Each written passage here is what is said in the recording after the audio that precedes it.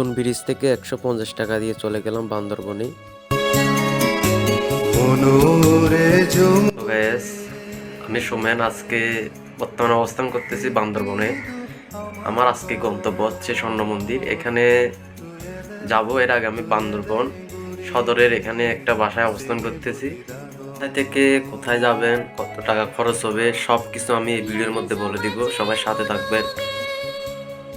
এখন আমি বাসা থেকে বের হয়ে গেলাম স্বর্ণ মন্দিরের উদ্দেশ্যে।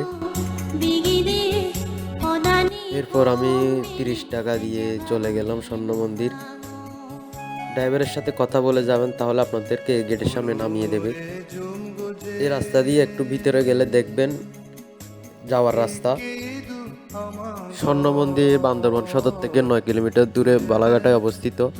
এই মন্দিরে বুদ্ধ জাতি হিসেবে পরিচিত।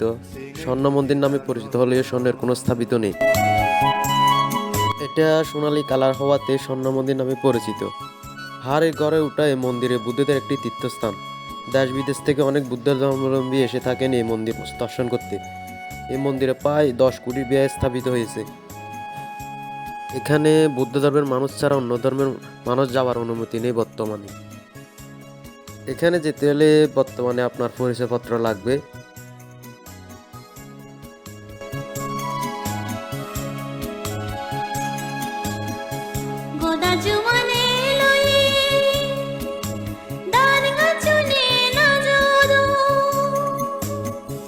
হুজি হুজি আতলারি আজি আজি দাগদ